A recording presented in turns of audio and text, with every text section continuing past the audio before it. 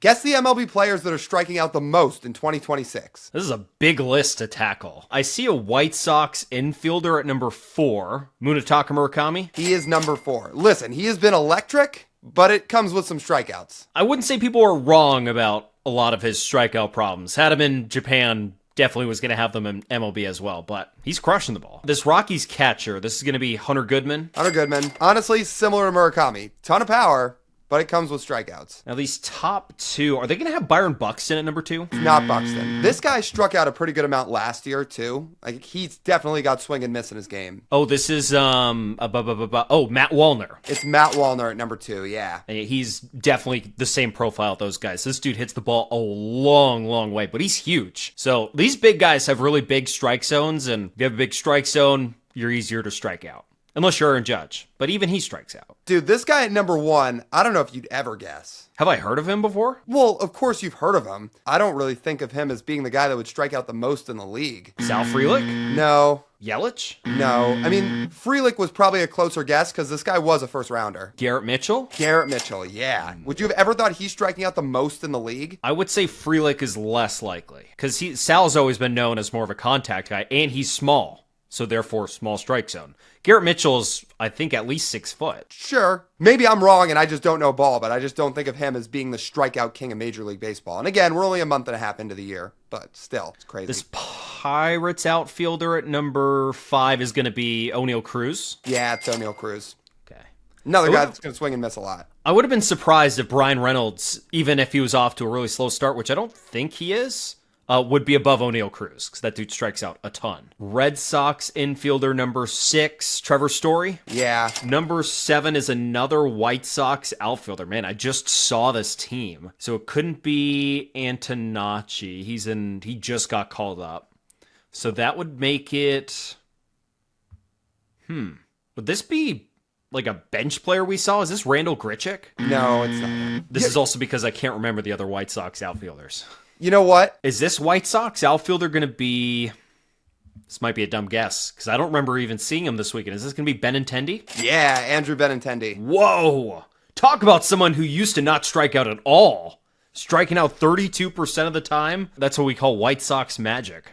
Listen, he got his contract. He got his money. The White Sox paid him more than any player in franchise history. And, well, the rest is history. Look, I can't hate the player, hate the game. Yeah, he hasn't lived up to that contract. I think that's safe to say. Yeah, I think that's pretty safe to say, too. We have a Royal catching. This is going to be Carter Jensen. The rookie, yeah. Carter Jensen. He's got some pretty prestigious power. By the way, guys, if you like this type of baseball trivia content, need you to do a couple of things. Hit the subscribe button, turn on the notification bell, like the video, and then go leave us a comment down below. Which one of these was the easiest for you to guess? Which one was the hardest to guess? Number 9, Phillies DH, Kyle Schwarber. Yeah, it's Kyle Schwarber. Jensen, by the way, just to quickly get back to him, I mean, you should probably expect a little bit of a slower pace than he had at the end of last year, because I'm sure there's more of a scouting report on him, but there's a lot of strikeouts there. I don't know, like, maybe it wasn't fair to assume he was just going to come out guns blazing like he did at the end of 25, but it's just been a little bit of a slower start. He has like 70 grade power though, right? Oh, he's got huge power. It just hasn't fully been on the display it was last year by any stretch. And not to say it was going to go at that rate again, but I guess I thought he might have a better chance to straight up win Rookie of the Year. And he's not having that type of season yet. With those type of players though, with the 70 to 80 grade power, can you think of one that doesn't have strikeout problems? Well, no.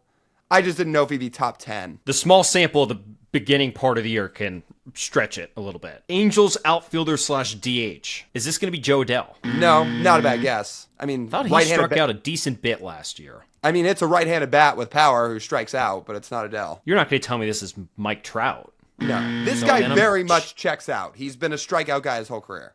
I'm checking off boxes of Angels outfielders. So Taylor Ward's gone. I guess Adell. I guess Trout. Who else is out there? Huge swing and miss. Oh, Jorge Soler. There it is. Big power. Whole lot of swing and miss. Does he still play outfield? Well, it's listed as outfielder slash DH. So, like, he technically can play the outfield, but yes, he mostly DHs. That was a legitimate question, because he just doesn't give off that he still plays outfield. He hasn't been much of an outfielder in years, let's put it like that. Right. Just hard to imagine him running down a fly ball. So far in 2026, Jorge Soler has played 7 games in the outfield, but 31 at DH. Wow. Yeah. Well, so he is still playing the outfield.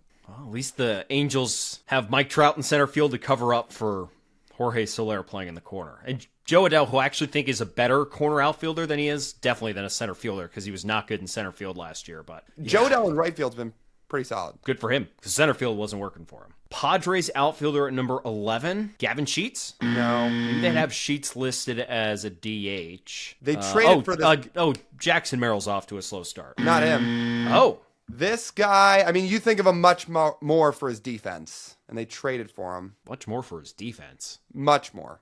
Laureano. Ramon Laureano, yeah. I mean, at least at the prime of his career, you think of him much more for his defense. He was a solid offensive player last year, but definitely. Angels infielder at number 12. Is this going to be Zach Neto? Yeah. It's been a slow start for Neto. He was having a lot of hype at the beginning of the season. And well-deserved. He's been one of the best players in baseball. But, he can make it work with a 30% strikeout rate. But the power is probably going to be a little bit better. I haven't even seen what kind of power he's hitting for this year. If I'm remembering off the top of my head right, this isn't a guy that strikes out at a rate like that all too often. But, man, he's up there this year. I mean, he struck out 27% of the time last year while being pretty solid. And honestly, Lyle, this year, he's still been above average offensively, 102 WRC+. But, the strikeout rate started at about 23%. Last year, it was 27%. And this year now up at this number.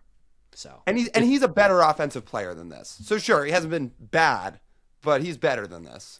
He's got about 10 percentage points of offense to make up. Nationals have an outfielder. This is going to be, I think, only one guy. This is James Wood. Yeah. Who, again, fits the profile of a whole lot of guys on this roster. Huge power, really impactful bat, but he strikes out. If Dylan Cruz was qualified, maybe him. He's been striking out a ton at every level. Yeah. But he's not in the big leagues, so I don't think he'd qualify. Mariners catcher.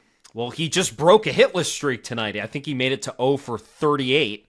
This is Cal Raleigh. Cal Raleigh, yeah. And honestly, Cal's not usually above 30%. He's usually in the mid to high 20% range in terms of K rate. But obviously, it's been a little bit of a slower start. And last year was about 26. But he does have a tendency to swing and miss a lot when he's pressing, which the last 2 weeks he has been he's been pressing a ton. I think he struck out like 50% of the time the last 2 weeks. But the streak's over. He's not Chris Davis. He's not even Jared Kelenic. Thank goodness. Yeah. Yes. Again, my take is still he's going to finish the year totally fine, even though he hasn't been that so far. When you look up at the end of the year, he'll figure it out. There are probably going to be some people who don't get the Jared Kelenic reference. Jared Kelenic, when he came up in 2021, he plays his first 2 games. His second game, he has an unbelievable 3-for-4 game with 2 doubles, and then a home run, sometime in the next. And then he went over 41. Yeah. Yeah, and sometime in the next week, he starts an over 41 stretch and got sent down. It took him getting sent down and called back up to break the stretch. So that's the longest I can remember in modern M's history. But then, of course, there's the Major League record, which is Chris Davis. All right, a Tigers first baseman is going to be Spencer Torkelson. Yeah, that's him. That's Torque. Definitely has some swing and miss in his game, but he's got power, so he makes up for it. Now we're on to the back half of this list, and this is where I think it might start getting tricky, because we have the outlier guys at the top. Now as we get towards the bottom, we're getting in. For some of these guys, this is their strikeout range, and they could be all bunched together. So the Cubs outfielder is going to be PCA. No, you might think so, but no. That's kind of surprising, because PCA's really not been good offensively in about 10 months. Oh, so this is going to be Seiya Suzuki? You would think, but also no. Whoa. Okay, Ian Happ. It's the guy you wouldn't expect. It's Ian Happ. I thought Ian Happ also was a strikeout guy. I guess. I don't think of him as being a 31% strikeout guy. Now, I would have thought that Pete Crow Armstrong and Seiya Suzuki would be more strikeout guys than Ian Happ would, especially that Ian Happ's more established offensively. He's definitely more consistent. And if you're more consistent, usually you're not striking out as much. I mean, the last 3-4 years, he's been between about 23 and 26%. So 31's an uptick. Okay, so that's about average then. Yeah, definitely an uptick. Happ's the third guy in that outfield, I'm guessing, after PCA and Seiya. I'm curious. Could you look it up? What's PCA striking out at? I honestly don't believe it. He's not going to be on this list because he's striking out about 25% of the time. Wow. Okay, well, good for him, because the offense has been a struggle for quite a while. Marlins infielder striking out 31% of the time. Oh, goodness. Because they have 2 guys up the middle who are high contact guys. And it's neither of them. Yeah, Otto Lopez and Xavier Edwards. So it can't be them. So we're talking to Marlins third baseman or Marlins first baseman. Now the challenge is going to be for me to name who that actually is. This is arguably the toughest name on the list. Now, I will say, he had some prospect pedigree coming up, but he came up as a prospect with a different franchise. Is he playing out of position? Yeah, I mean, I don't think he was supposed to be a first baseman. This isn't Owen Casey, is it? No, he came up through the AL East. I'm confused. So he should be playing a different infield position? Yeah, I mean, he at least came up as a prospect as a different position. Is this... Who's the Rays shortstop prospect? Carson Williams? No. You want to come back to this? Yeah, I'll come back to that. I'm really, honestly really confused. I really don't think I know who the Marlins third baseman or first baseman is this year. I mean, this guy has played some third. I don't This think season. of him as playing as much first. I mean, this year he's played mostly first base. But again, he's never really been a first baseman before this year. Jeez. All right, yeah, I'll come back to that one. Giants infielder, man, you could choose a lot of Giants. They have been scuffling offensively, but shockingly, I think he's the only one on this list. This Giants infielder is going to be Willy Adames. Willy Adames is number 20. So there are two Giants infielders on this list.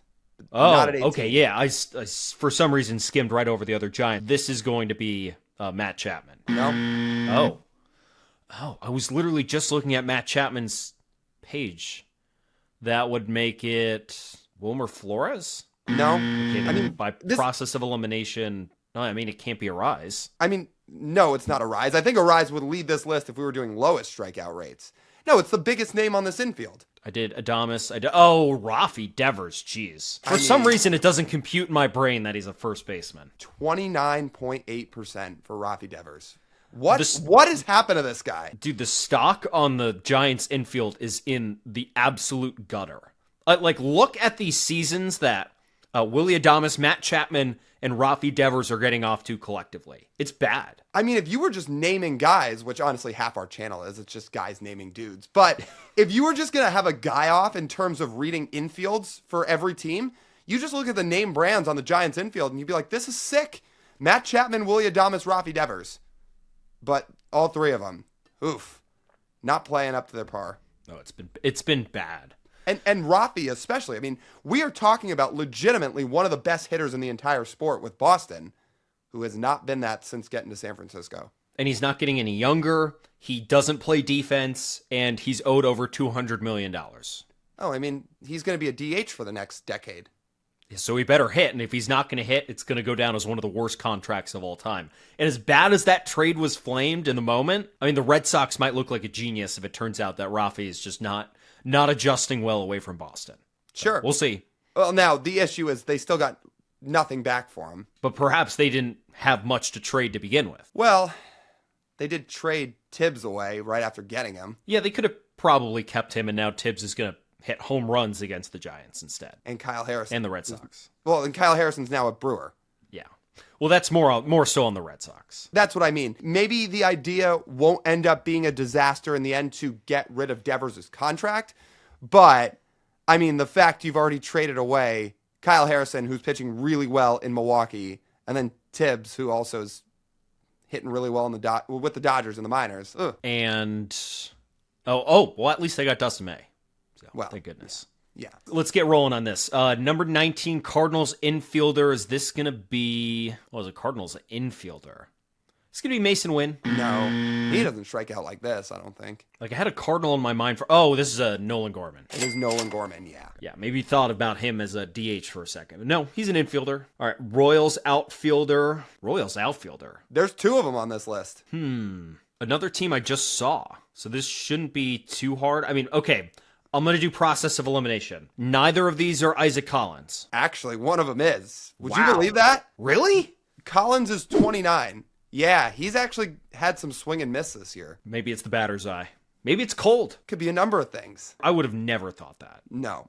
The other guy on here has a bit of a different stature to Isaac Collins. Polar opposite. Yeah, I'm trying to think. Again, we just interviewed a bunch of these guys for this channel. So who was it? Oh, Starling Marte? No, not him. Yeah, he doesn't play enough anymore, I don't think. Who else is out there? Big name. Big name Royals outfielder. Well, he was a big name prospect.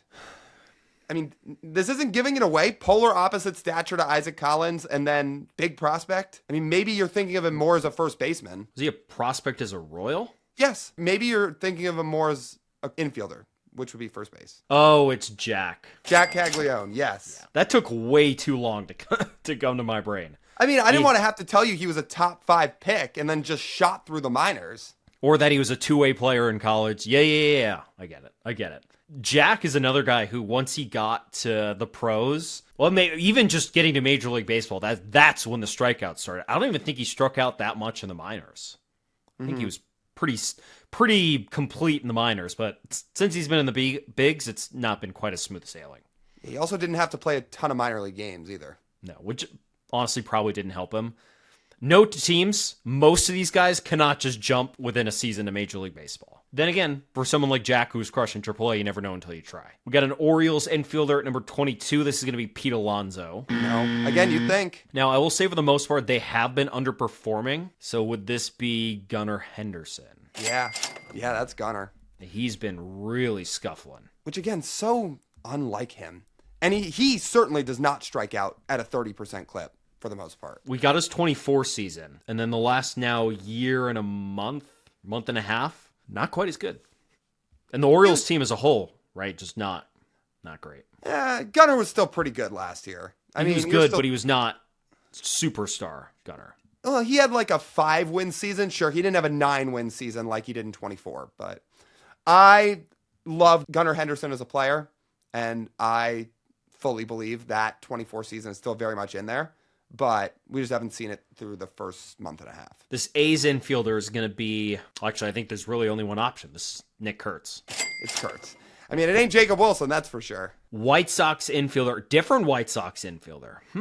Would this be Colson Montgomery? Yeah, I was going to say, Colson Montgomery, another guy who he's been good. He's just striking out. Huge power, but he's huge. He's a big dude. Again, this list seems to have a theme. I mean, even go back one guy to Kurtz. You know how good he is, but for as good as he's been, he strikes out. Yeah, he's 6'6". His strike zone's bigger than 95% of players in Major League Baseball. So, yeah, it'll happen. Yankees infielder. Oh, this is going to be Ryan McMahon. No, it's a good guess. Usually McMahon would be on a list like this and usually strikes out, but this isn't him. Well, Volpe doesn't qualify. I mean, he does. He's barely played in the big leagues this year. Yeah, that's what I thought. Caballero does not strike out this much, so that makes this Jazz Chisholm. It's Jazz. And Ben Rice has been arguably the best hitter in baseball. I would be shocked if the best hitter in baseball through a month and a half was striking out 29% of the time. Dude, what a story. Shout out Ben Rice. Mm-hmm. Nice guy, too. Friend of the channel. Yeah, he was great. He was awesome. All right, 26. Blue Jays. Blue Jays have been really disappointing this year. So this is not Vladdy. No. Now it's the challenge of naming another Blue Jays infielder who has played this season. Is it going to be Andres Jimenez? It's just a slow start? No.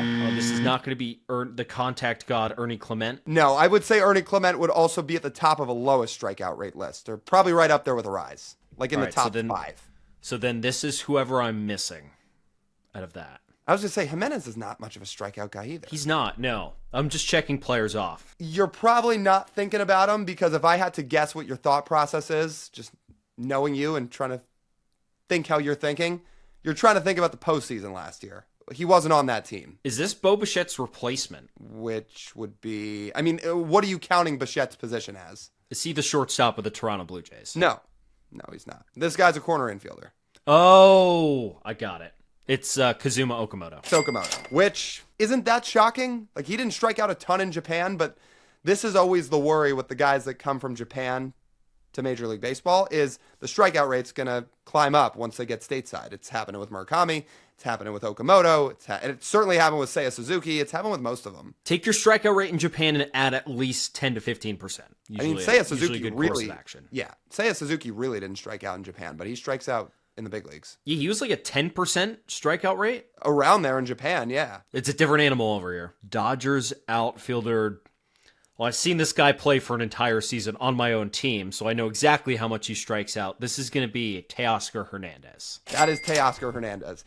Again, stick with the theme. You know Teo can hit for impact, but he strikes out. One of the streakiest players you'll see. There are points where he looks like if you underhanded him the baseball, he couldn't make contact. And then there are points where he looks like he should win the MVP. More so with the Dodgers than with the Mariners, but yeah. Astros outfielder, Cam Smith. It is Cam Smith. And then let's close out before I have to go back. Rockies infielder. It's going to be Michael Toglia. No, not him. This guy was a pretty good prospect. Did the Rockies add this guy this year? No, he came up with the Rockies, stayed with the Rockies. I don't think it's Tovar, is it? It is Tovar. Oh, it is. Oh, I thought that was too obvious. Or No. I thought too obviously not.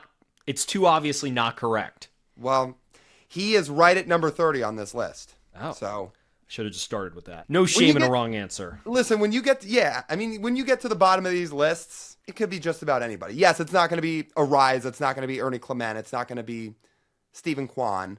But, past those guys who are known to never strike out, could be a lot of guys. All right, let's close this out with number 17. So you said this guy came up in the AL East as a prospect.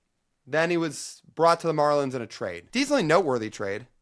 I'm trying to remember what trade that was. The notable trade I can think of for the East is Kyle Stowers getting traded, who was a prospect, but he's a Marlins outfielder. He's not a Marlins corner infielder. You've got the right trade because Kyle so he was Stowers in that trade. Yeah, he was traded for Trevor Rogers, who went to Baltimore, who went along with him. Now it's just name the Orioles infield prospect. Let's name him. We're guys naming dudes. Let's do that. So we had the OG, which was Gunnar Henderson. We have Kobe Mayo. We have Jordan Westberg. Joey Ortiz was traded to the Brewers. Well, Ortiz at least he got traded. You're currently naming guys that are obviously still with the Orioles. I know, but I'm just checking them all off. The Orioles had so many infield prospects that I'm just going through all of them. So that leaves me with... Do you want the initials? Sure. CN? Oh, Connor Norby. Close it out. Connor Norby is your final player. Yeah. Forgot about him. I mean, he hasn't played much first base in his life until this year, so I get it. Thank you guys for watching another one of our videos. If you've made it this far, you might as well hit the like button and leave us a comment below which guess was the hardest. Make sure to subscribe and turn on the notification bell so you never miss an upload. If you want to watch all of our trivia, we've compiled it all for you. You just got to click right here. And if you want to listen to Lau and I talk more baseball, we do a Mariners podcast. That'll be right here. Thank you guys so much for watching. We'll talk to y'all next time.